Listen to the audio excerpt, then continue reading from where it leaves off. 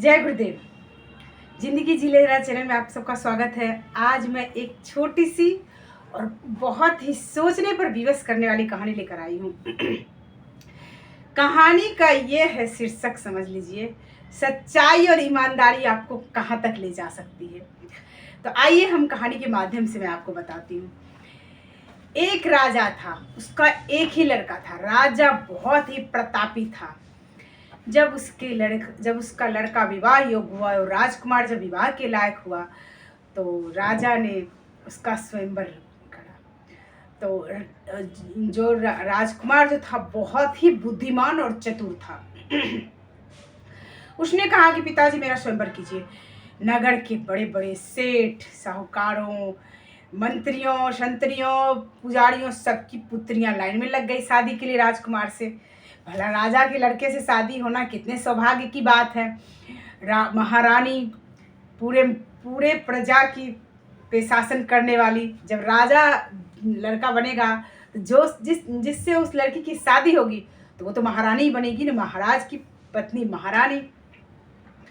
सबकी लड़कियां लाइन में आ गई। स्वयंवर का दिन नजदीक आया तो उस महल में एक दासी रहती थी। दासी की एक पुत्री थी।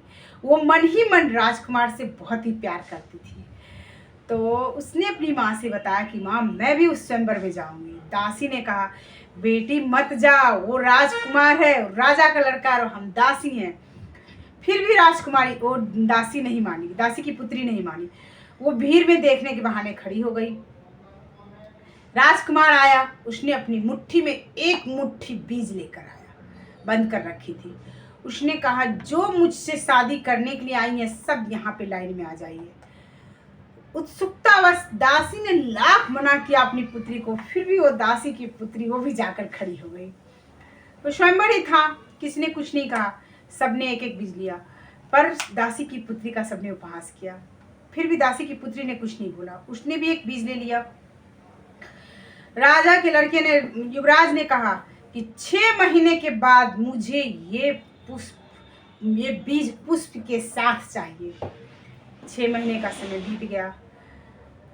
सब तो बीज लेकर चले गए थे। दासी की पुत्री भी बीज लेकर गई। उसने गमले में बीज डाला, मिट्टी डाली, खाद, पानी, सूरज की रोशनी, उसने बहुत प्रयत्न किया।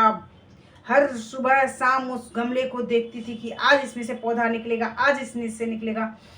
वो दासी कहती थी कि बेटा, तेरे भाग्य में नहीं है महारानी बनना, क्यों तुम परेशान हो?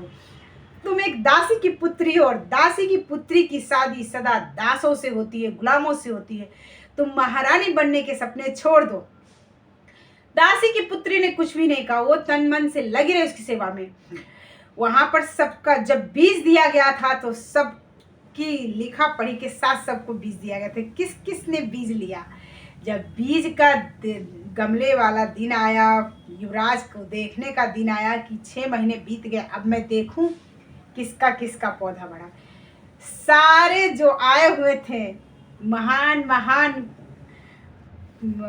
महान आत्माओं जो थे, उसमें महान महान लोगों की जो पुत्रियां आई थी, सबके हाथों में गमले थे और सबके गमलों में बड़े बड़े पौधे थे, सब में पुष्प लगे हुए थे, बड़े ही प्यारे प्यारे फूलों के गमले थे। ये दासी पुत्री जो गमले लेकर गई थी, खाली गमला, उसमें सिर्फ मिट्टी थी, कोई उसमें पौधा नहीं निकला था। वो भी जाना तो उसे था ही, क्योंकि सबको जो बीज दिया गया था लिखा पढ़ी के साथ दिया गया था कि सबको नियत दिन में ये गमला बीज लेकर के आना है, नहीं तो उसे दंड दिया जाएगा जो नहीं आएगा। राजकुमार आए, उन्होंने सबका गमला देखा और जैसे ही दासी पुत्री के गमले पर नजर गई, उन्होंने कहा, महाराज, मेरे लायक सुयोग्य कन्या मुझे मिल गई।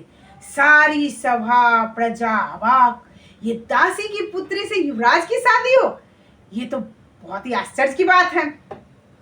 तब युवराज ने कहा, एक बस इसी कन्या ने ईमानदारी और सच्चाई का पालन करते हुए गमला लेकर आई और बाकियों ने सबने छल प्रपंच झूठ के साथ गमले लेकर आई है, क्योंकि जो मैंने बीज दिया था वो निर्जीव बीज था, वो फल नहीं सकता था और उसमें पौधा आ ही नहीं सकता था, तो फिर ये आया कहाँ से?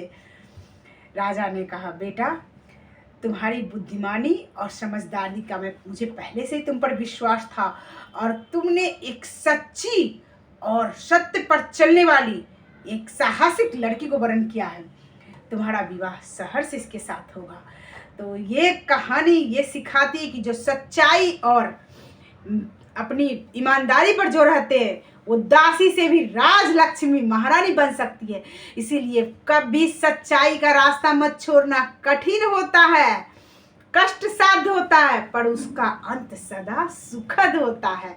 आज की कहानी से आपने देख लिया है कि दासी की पुत्री राजलक्ष्मी बन सकती है सच्चाई और ईमानदारी से। तो आप क्यों नहीं बन सकते हो सच्ची मेहनत और लगन और ईमानदारी से बड़े। घबराना नहीं, न हिम्मत हारना। अगर सच्चाई के साथ रहोगे तो ऊपर वाला एक कदम बढ़कर आपका साथ निभाएगा। आज की कहानी मैं यहीं खत्म करती हूँ। जय गुरुदेव।